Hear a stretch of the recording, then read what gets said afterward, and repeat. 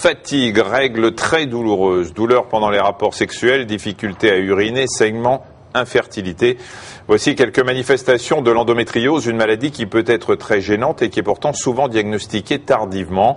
5 à 10% des femmes en âge d'avoir des enfants sont touchées.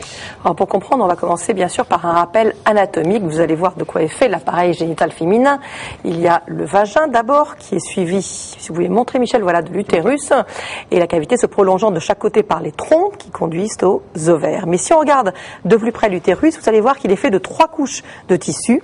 De l'extérieur vers l'intérieur, on a d'abord le périmètre, une sorte d'enveloppe, puis le myomètre, c'est le muscle utérin, et enfin une couche qui tapisse l'intérieur de la cavité qu'on appelle l'endomètre, et c'est lui donc qui donne son nom à cette maladie, l'endométriose. Vous allez comprendre tout de suite pourquoi. Oui, parce que l'endomètre, c'est une couche de cellules qui est assez fine, mais à chaque cycle menstruel, sous l'effet des hormones libérées par les ovaires, les cellules endométriales se multiplient, l'endomètre s'épaissit. Il peut alors recevoir un œuf en cas de fécondation. Et lorsqu'il n'y a pas de fécondation, eh bien cette couche se désagrège. Et ce que vous voyez là va saigner, ce sont les règles. L'endomètre retrouve alors son épaisseur d'origine. Et ça, c'est quand tout allait bien. Mais quand il y a endométriose, c'est que des cellules semblables à celles de l'endomètre se développent en dehors de l'utérus. On pense que ce sont des cellules endométriales qui se détachent de l'utérus et qui migrent par les trompes ou par les voies lymphatiques ou vasculaires pour aller se fixer à des endroits tels que les ovaires, le péritoine, la vessie, les intestins ou encore le rectum.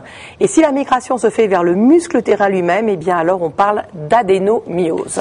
Ces migrations forment des lésions, vous les voyez sur cette animation, des adhérences et des kystes dont la particularité est de réagir comme l'endomètre, vous allez le voir. Chaque mois, elles se développent sous l'effet des hormones. Voilà, là il y a eu ovulation et elles vont se mettre à saigner. Alors quand ces lésions sont localisées en dehors des organes génitaux, les saignements n'ont aucune issue vers l'extérieur du corps et vont irriter les autres organes ainsi que la membrane qui tapisse l'intérieur de l'abdomen, le péritoine. Et quand c'est au niveau de l'utérus, l'endométriose peut être un obstacle à l'écoulement du sang au cours des règles. Celui-ci reflue alors vers les trompes et obstrue le passage vers les ovaires, ce qui est d'une part douloureux, mais en plus, ce qui peut compromettre la fécondation.